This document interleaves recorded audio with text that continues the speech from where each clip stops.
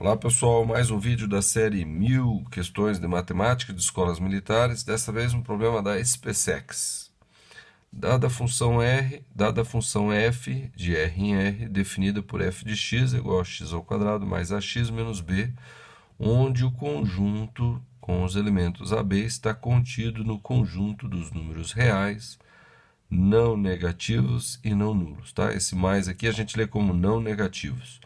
É possível concluir que o gráfico que mais se assemelha ao de f de x é... Bom, essa questão lá no livro, né, ela tem alternativas. Eu não coloquei alternativas, mas a gente consegue chegar num gráfico aqui que com lógica, né, que daí você vai ver que qual que é o que mais se assemelha lá do livro, tá?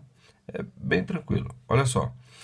Algumas pessoas podem olhar essa função aqui e dizer, está errado isso aqui, porque os coeficientes a e b, o a é do x ao quadrado e o b é do x. E aqui o termo independente seria c. Ok, mas a e b é só uma letra, tá? É só uma letra indicativa de um valor. Então, o coeficiente do x ao quadrado é 1. O coeficiente do x ele chamou de a e o coeficiente independente ele chamou de menos b, tá bom? E A e B são positivos. Então, quer dizer que menos B vai ser negativo. Porque B é positivo. Não tem como B ser negativo, daí menos vezes menos dá mais. Não. Tá bom? Bom, então vamos aqui. Ó. F de x é igual a x ao quadrado mais ax menos b. Tá bom? Toda função do segundo grau pode ser escrita como uma multiplicação de binômios. Tá bom? E essa daqui, como o coeficiente do x ao quadrado é 1, então eu posso escrever isso aqui como sendo x menos uma das raízes vezes x menos a outra raiz. Tá? Eu chamei R1 e R2. Quando você multiplica isso aqui vai dar o quê? Então, x vezes x dá x ao quadrado. Tá?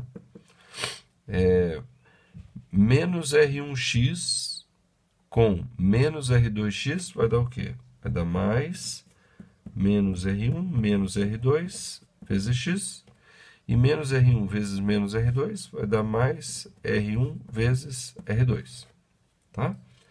Então, comparando isso daqui com isso daqui, eu vou chegar à conclusão de que o A é igual a menos R1 menos R2, que é a mesma coisa que menos R1 mais R2, certo? E menos B é igual a R1 vezes R2. E olha só, então menos b é um número negativo. Para que dois números multiplicados dê um número negativo, significa que esses dois números têm que ter sinais opostos. Então R1 e R2 têm sinais opostos. Se um é negativo, o outro é positivo. Tá? Então a primeira coisa aqui que a gente identifica, né, claro a respeito disso daí. E a segunda é que A é um número negativo também. Tá vendo o menos aqui, ó? Tá, calma aí, vamos ver. O A é positivo, desculpa. O A é positivo, porque está escrito lá positivo. Só que olha só, menos uma soma tem que dar um número positivo. É porque essa soma, tá? R1 mais R2 é menor do que zero. Tá? Porque daí vai ficar menos vezes menos, vai dar mais, porque o A é positivo. Para uma soma de dois números ser negativos, significa que um deles é positivo e o outro deles é negativo. E o negativo, o módulo do negativo é maior do que o módulo do positivo. Como assim? Por exemplo, menos 3 mais 7. Ó, um é positivo, o outro é negativo. Só que a soma desses dois aqui vai dar o quê? Vai dar mais 4. Então não pode ser assim. Pode ser que seja menos 7 mais 3. Ó. Menos 7 mais 3, esse sim dá menos 4. Dá negativo, porque o menos 7 em módulo, né? Porque o módulo de menos 7 é 7. É maior do que o módulo de 3, que é 3, tá vendo? Tá? Então, quer dizer que esse número aqui, que a gente costuma dizer assim, quando os números, estou somando dois números de sinais opostos, eu subtraio um do outro e mantenho o sinal do maior, né? Porque o 7 é maior, então mantenho o sinal do maior, né?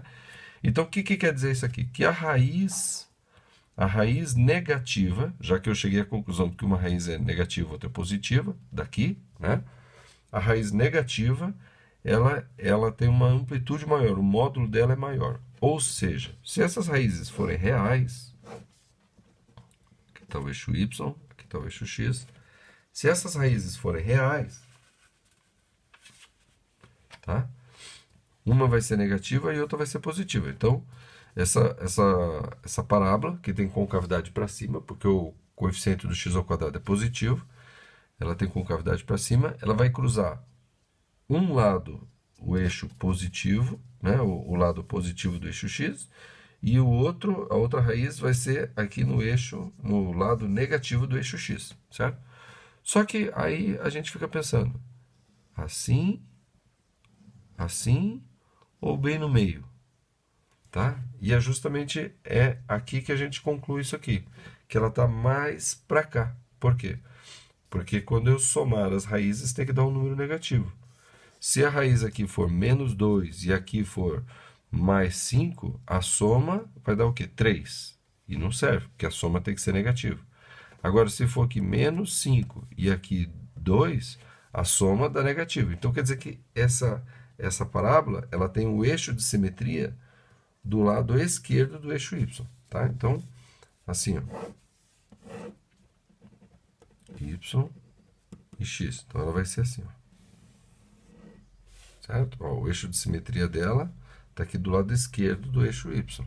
Porque essa raiz, essa aqui, vamos chamar essa aqui de R2, essa aqui de R1. Então, se eu somar R1 e R2, vai dar negativo. Tá? Por quê? Porque R1 tá mais à esquerda, né? O módulo de R1 é maior do que o módulo de R2. Né? Por exemplo, menos 7 mais 3, vai dar menos 4. Certo? E a multiplicação entre elas vai dar negativo. Por quê? Porque uma é positiva e a outra é negativa. Tá? Só resta saber mais uma coisa aqui. Essas raízes, elas podem ser números imaginários. Porque se eu somar dois números imaginários, pode dar um número real. Né?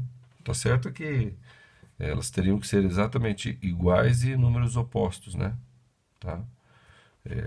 Ou não, né? Pode ser, por exemplo, assim, 2 mais 3i e 5 menos 3i. Quando eu somar isso aqui, ó, corta, vai dar 7, dá um número real. Tá? A soma dá um número real. E a multiplicação, né? A multiplicação pode fazer desaparecer a parte imaginária. Mas não vou prolongar muito aqui a discussão, só vou analisar então o delta. Lembra que o delta é b ao quadrado menos 4ac? Se eu pegar o delta dessa raiz, o b ao quadrado é o quê? É o a. Então vai ficar a ao quadrado. E a é positivo, isso aqui é positivo. Menos 4ac. O a é 1, o c é menos b, né? Então vai ficar aqui menos 4 vezes 1 vezes menos b. Isso daqui vai dar a ao quadrado, menos vezes menos mais 4b. Isso daqui, ó, é positivo. Quando o delta é positivo, significa que ela tem duas raízes reais. Tá? Então, só para finalizar o raciocínio, é bem esse o tipo do gráfico. Tá? Ela cruza o eixo x, concavidade para cima, e tá mais... O eixo de simetria está à esquerda do eixo y. Ela não está centralizada no eixo y, nem à direita do eixo y, conforme eu estava colocando aqui. Tá bom? Bom, se você ficou com alguma dúvida, poste nos comentários o momento em que você teve a dúvida e uma breve descrição sobre a sua dúvida, que eu vou responder com maior qualidade, da melhor maneira possível, tá? Para você entender bem tudo que foi explicado aqui. Tá bom? Não esqueça, curtir o vídeo, inscrever-se no canal, acionar o sininho para receber notificações e compartilhar com quem você conhece, quem esteja estudando com você, porque estudar junto é sempre melhor, a gente sempre aprende mais, tá bom?